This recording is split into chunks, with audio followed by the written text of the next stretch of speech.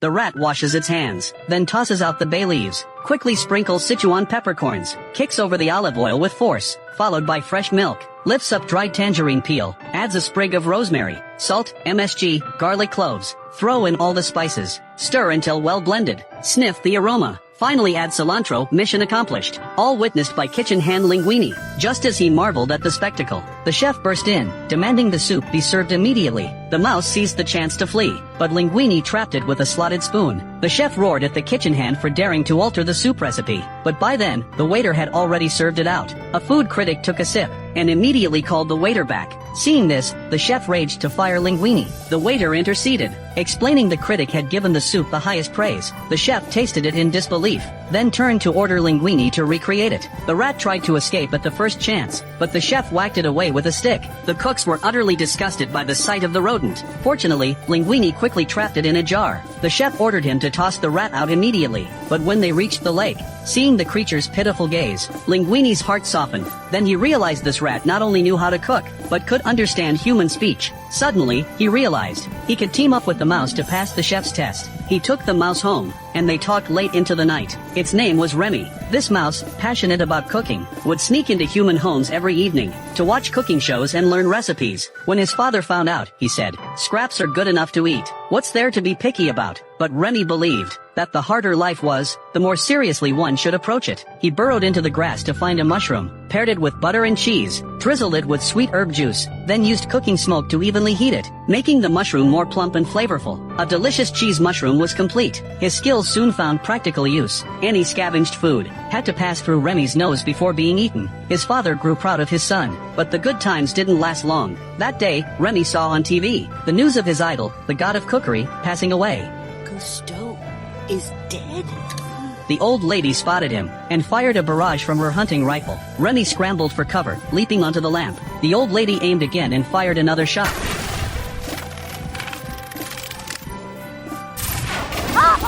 All the rats tumbled straight down. The old lady, terrified, scrambled away. The rat mob seized the chance to dash toward the door, but Remy headed in the opposite direction. He wanted to take the book left behind by the food god. Suddenly, the old lady charged back wearing a gas mask. Remy immediately hoisted the book and leaped from the windowsill. After a harrowing escape into the sewer, he discovered his family was already nowhere to be found. Starving, he gazed at the delicacies in the cookbook, drooling. Perhaps hunger had induced a hallucination. The portrait of the food god in the book came to life. It told Remy that outside lay what he desired. He climbed up the drainpipe, scrambled through a narrow wall crack onto the rooftop, and beheld the romantic city of Paris, and the dream restaurant of the culinary god. It was here that he met the handyman Linguini, then unfolded the scene from the beginning. To pass the chef's test, the pair began training relentlessly to build their rhythm. Remy perched atop Linguini's head, grasping his hair to control his limbs as he cooked. Their coordination was clumsy at first, but after training through the night, they finally moved with effortless ease. Linguini passed the chef's trial, and officially became a chef, but soon he faced new trouble. Since the passing of the culinary god, the restaurant hadn't introduced any new dishes for ages. Customers craved something different, and specifically requested Linguini to prepare it himself. The head chef felt utterly humiliated upon hearing this, yet ordered his subordinates to prepare premium ingredients for him, and assigned Tatua as his assistant. For if the customer proved dissatisfied, the chef would have grounds to fire him. But what he hadn't anticipated was Remy taking control of Linguini's hands as he rummaged through the kitchen, searching everywhere for ingredients. Soon, he crafted a signature sauce. The guest tasted it and was thoroughly delighted. In no time, the new dish became wildly popular, orders flooding in. Linguini became the kitchen's center of attention. While the head chef grew jealous of his talent, he secretly investigated Linguini's background, and accidentally discovered the late master chef's will. It revealed Linguini was the master chef's illegitimate son, meaning he was the restaurant's rightful heir. The head chef resolved to keep the secret buried deep. Late one night, Remy came looking for food, and stumbled upon the will. Just as he was startled, the chef suddenly appeared. Remy immediately grabbed the will and dashed toward the door. The chef chased him frantically. Just as he was about to catch him, Remy made a sharp turn, and the chef tumbled down the stairs. When he returned to the kitchen, he was fired on the spot by Linguini. After that, the restaurant became even more popular. Reporters flocked to interview Linguini. That night, Remy encountered his starving family in the alley. Learning they still survived on garbage, Remy felt deeply guilty. After closing time, he quietly unlocked the pantry door. The rodents swarmed inside, feasting on delicacies they'd never known. Suddenly, Linguini returned. Seeing the rats, he accused Remy of damaging the restaurant's reputation, and even chased him out with a broom. And don't come back or I'll treat you the way way restaurants are supposed to treat pets!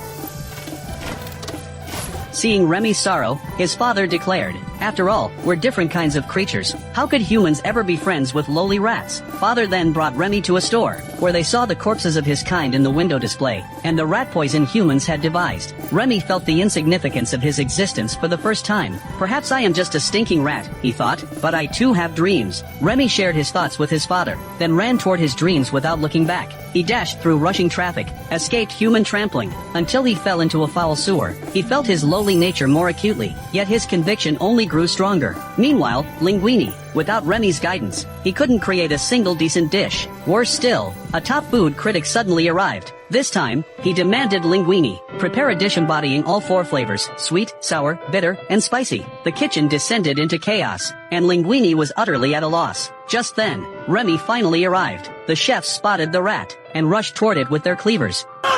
Touch him! Thanks for coming back, little chef. At that moment, Linguini finally let go of his burdens. He held Remy in the palm of his hand, and confessed everything to everyone. He's the cook. The real cook. He's been hiding under my toque. He's been controlling my actions. Upon learning that the dishes they'd prepared for decades were no match for a rat's cooking, the chefs resigned en masse. Now the restaurant faced not only a demanding critic, but also a crowd of customers waiting to order. In the kitchen, only one man and one mouse remained. Remy tried to save the day, but his efforts proved futile. As he turned to leave, he saw his old father watching him from afar. He asked Remy, "Is cooking truly that important to you?" Seeing his son's resolute nod, the father immediately sounded the horn. The rats instantly gathered around. We're not cooks, but we are family. You tell us what to do, and we'll get it done. The food safety inspector entered the kitchen, and saw rats scurrying everywhere. He took off running. Remy immediately ordered his men to apprehend him. Father led the vanguard team straight out. The rest disinfected and took their posts. Team 1, seafood station. Team 2, ovens. Team 3, baking. Team 4, sauces. Get to your stations, let's go, go, go!